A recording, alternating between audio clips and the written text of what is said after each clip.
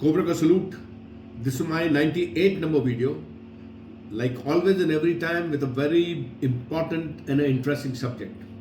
After viewing this video, if you like my video and if you have not subscribed, please do subscribe, like and share, because I make my videos with a lot of hard work, a lot of study. I go around interviewing people, I find out about each element, I do research on it. I take 1 month to do that. And on each element I can give a long lecture, but then this video would become very long, and I want to make short videos. You would realize that what I'm talking you would not have heard anywhere, nobody would have told you, neither you would have heard on the TV, nor you would have read about it. I'll make you thinking. This perspective which I'll give you, you'll start thinking that this can also be the reason. The subject of today of my talk is that army officers, the short service officers who retired at a very doing a very short service and at a very young age, and regular army officers who retire after doing the full service, both look for jobs outside. So they should exercise prudence and adaptability. Otherwise, they are vulnerable. They'll be put into a lot of problem and danger. Now, to understand this subject, let me first explain the two elements. First is short service officers. Short service officers they join army for 5 years, extendable to 10 years. Then further they can be given extension for next 14 years. They're at a higher age group. They can join the short service by 26, 27, 26. Let us take 26. So 26, if they join, if they leave at 10 years, they are 36-year-old. And if they join serve for more 4 years, they're almost 40-year-old. A very fit age, very young age, and that is the time it is a very progressive and fruitful period of any boy or a woman at this age. The regular army officers like me, we join at a younger age, and we retire at the age of 54, not 60 and 65. We retire at the age of 54. That is the period, if you have not planned your life well, if you have not planned your thing well, because we know that we are going to retire at this age, unless you become general. Generals retire at a very higher age. We know that we should plan that we will retire at 54. So our kids should be educated, they should be settled. But most of the time, the officers, the daughters are not married, they are studying. Their son is not on a job, they are studying. So it is a very important phase of any officer. In both the circumstances, the army officers are paid good pension. If he has planned everything well, then his life is good. The pension is enough for him to enjoy. But if he has to settle, make a house and settle his daughter and get his daughter married and settle his son, then they look for a job. Now, these army officers and short service officers, unfortunately, when they are serving in the army, they remain total oblivious about what is happening outside the world, outside the domain of the army. They are engrossed, they are busy in the army, they are expert in their field, but they do not know what is the world equation, what is each nation's equation with each other. They don't know what is the situation, where it is volatile, where it is friendly, where it is.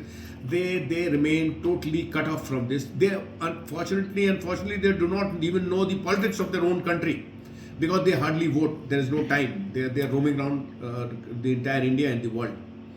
So when they leave army, they look for jobs. When they look for jobs, the jobs are available in India in plenty for army officers. But unfortunately, the Indian businessmen, the Indian company, the corporates do not honor and respect any army officer. They give them trivial jobs, some low-paying job they give them. It is almost insulting to serve in India as an army officer, because if they are technically qualified, if they are combat qualified, the requirement is same in all the corporate. They'll give you some security jobs, some low-level management jobs, which is not it does not compatible or commensurate with their expertise. The jobs are available. Now the market which is outside India attracts them. The Europe and America, their army officers are well trained. They have taken up all the jobs which an army officer is required to do and are can be employed.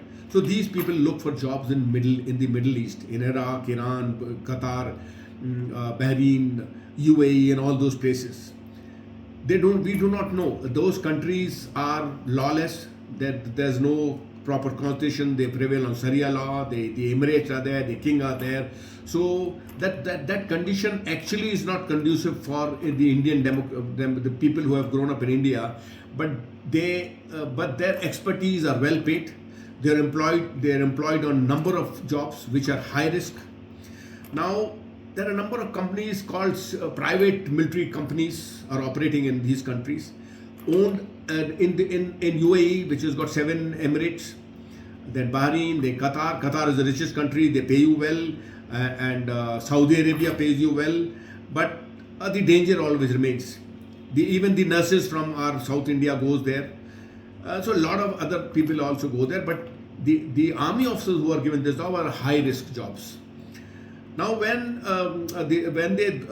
these people go there and pick up these jobs, they're not aware. After going there, then they realize this country has got equation with that country, or that country is enemy of this country, and they are harboring terrorists and this. So that is the time they learn and realize that what is the situation there and how explosive it is. So they pick up a job like a combat officer like Selina Jetty's brother, who's a highly trained para-commando. He would be given high-risk jobs of protecting somebody or keeping surveillance on a high-risk subject, highly vulnerable subject. If you're caught, he's so powerful that he'll get you implicated in some false case, or protect the very rich people, or keep surveillance, bug the surveillance, their cyber system. So their risks are very heavy. These companies will employ them because they know that these people will take risk at come what may, because they are trained for that.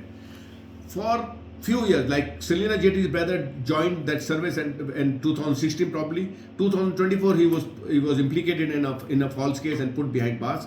So these many years when they work with each other, the trust factor becomes strong. The employee realizes that this company is very good. The employer is dangerous. He's got something else in his mind. He gives you a task where if you're caught, you are on your own. If you do the job, then okay. So this is how the Selina Jetty's brother must have got caught. Kulbhushan Yadav, who was working in the Chabahar port. Chabahar port is in Iran, and he's an expert, very Indian Navy and Army and Air Force officers. They're world's best experts. He was an expert to make deep sea ports. Now deep sea ports, the advantage of deep sea ports is that all big containers, the aircraft carrier can come nearer to the port, refuel and do repair and recoup and then travel. But if it's not a deep sea port, then these big ships have to wait 2 kilometers into the deep sea, and then the unloading and unloading and all this works is carried out by smaller boats. So now Chabahar port was being made into a deep sea port. Just next to Chabahar port is Gwadar port, which China is making. The China realized that if this Chabahar port becomes a deep sea port, the Gwadar port will lose its importance and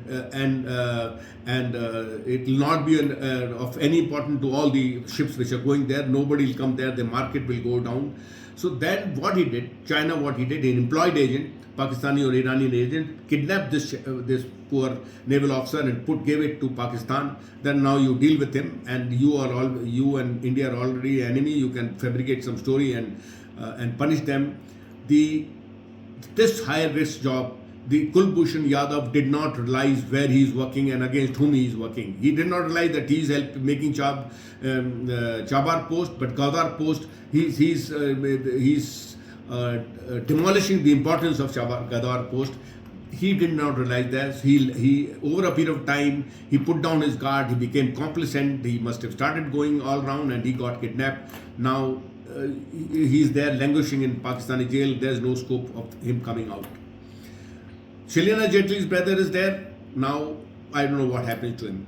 There are 8 naval officers who were caught in Qatar, who were working for a Qatar military company, a navy government of Qatar. They were working for them, and these 8 navy officers were they were experts.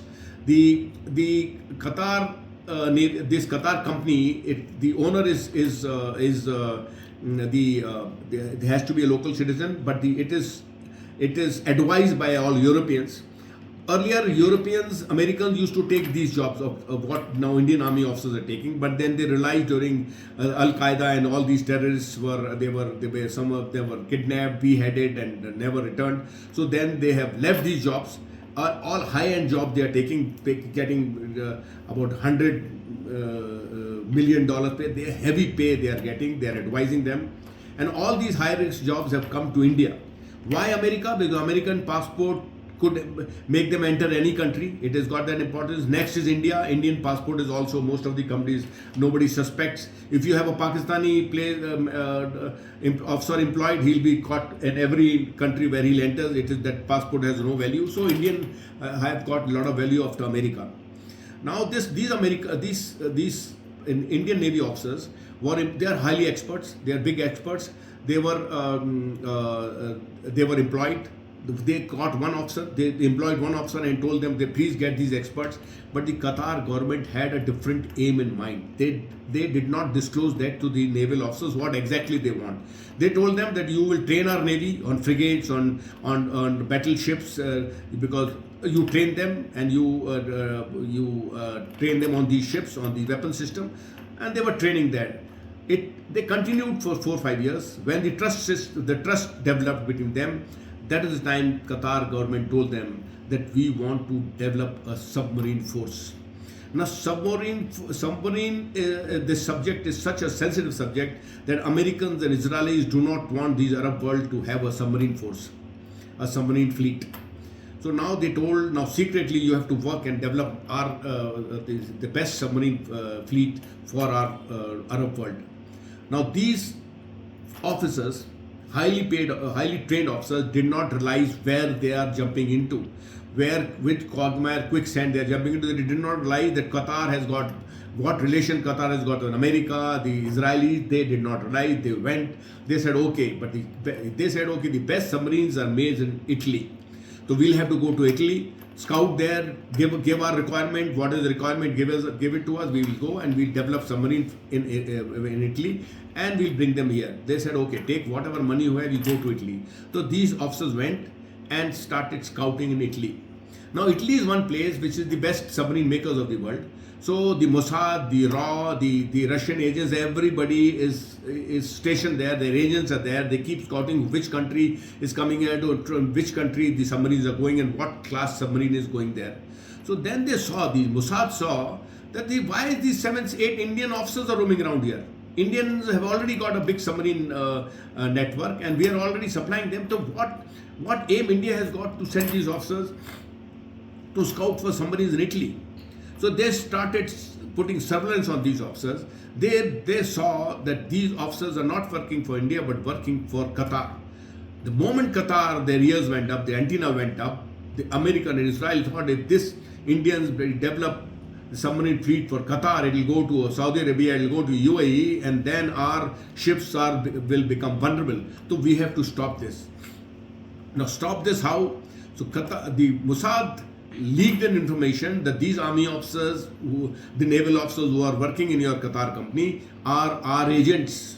They through third country they leaked that they are Israeli agents. They are giving all information to Israel. When this happened, the Qatar government got annoyed and arrested these officers and put them behind bars. Kulbhushan Karmanda, Selena Jetli's brother, and these 8 officers. And there are a number of cases which have not come to light. That nurse from Kerala went there. She went to a country which has no relation with India. Without telling anybody, she works there and gets a death sentence. Now, when this happens, all these people, the parents, the brothers, the sisters, they start crying, Modi, Modi, please help, please help. Now, before the BJP government came, so many people are languishing, they have died, nobody knows about them, but this government runs around and helps these people. Now, Now, for Modi to help these people, he has to do his homework. Now, let me stop here. Then now I will tell you how these countries trap these officers. Now, these countries, the Middle East countries, have got on their payroll certain Indian companies. Indian companies like some financial companies who come to army officers. Sir, you are retired. We'll employ you. You please join us. We'll train you. You can earn money through this exchange or that exchange. You can get. They collect complete data. They will come to you. They will say, we'll train you, sir. You please join our club. They will note down your all details. Put it there. They have all the detail with them. Then certain tourist companies will come. The resort companies would come. Hotel companies would come. They say, sir, for three nights and 4 nights or 3 days stay free. You come there. We will give you this, and you can join us. Please give your data. They'll collect your data. You are ready to give everything. They will collect how many kids you have, what age you have, where are they working. Then there'll be certain builders who will say, we have got the scheme only for army officers. We'll give you cheap. Please, we'll give you cheap plots. Please give your data. We'll give you a plot at a very cheaper rate. When the rate is so high and we'll give you cheap, you fall for the trap. The army officers start giving their data. So and there are a number of other companies which collect your data. These data is sold to them. They know that this is an officer who's looking for his son is not settled. This short service officer looking for a job. That's why he's being. And then through social media, through Instagram, to other reasons, they send you messages that there's a job available in Qatar, in Iran, in Iraq, and that is how these officers start scouting for them. They start applying and fall into that trap. Now, coming back to Modi. Now, Modi cannot jump just to help you, because if he just jumps to help those 8 Navy officers without doing his homework, if something very serious is found, that Qatar and everybody will think that it was India who had sent these officers undercover to spy on us. If they jump straight away to help Selina Jaitley's brother, what Selina Jaitley, to whose surveillance he was doing, to whom he was trying to expose, with which that company had employed him to do, if India directly gets involved without knowing any background of him, they will implicate India. If Kulbhushan Yadav, India tried to do everything, but if India goes further, India government will be implicated. Now what happens when India government asks these chaps, they will ask Selina Jaitley or they will ask these people that what exactly these parents, the brothers, the sisters, the mother, the father, wife, will know everything about what his father was doing, but they will not disclose. They will just say, we don't know, sir. He went there. So they do not help their own siblings, their own spouses, their own relations by giving complete information that the nurse went, how she went, this went. They will not disclose anything. They only want help, one-sided help. And they can embarrass the government. So it is an international relation where government of India cannot just blindly jump and help you. My advice, this video, it is my sincere caution and warning to all these short service officers, all these regular officers. Please just don't blindly fall for these Middle East jobs. They are highly dangerous. They are not reliable. The government cannot be believed. The people cannot be believed. They can put you into trouble. They can kidnap you and sell you to somebody. If your brother, sister, husband are doing, please caution them. Because if you do and start behaving like James Bond and start exposing in their mall and their disco thing, then you will become a target. If you work quietly, earn and come back, be very, very careful and cautious, because exercise your prudence. Because this high risk jobs, you are putting the entire country into problem and yourself certainly into a big issue where nobody will be able to save you. COBRA ka salute.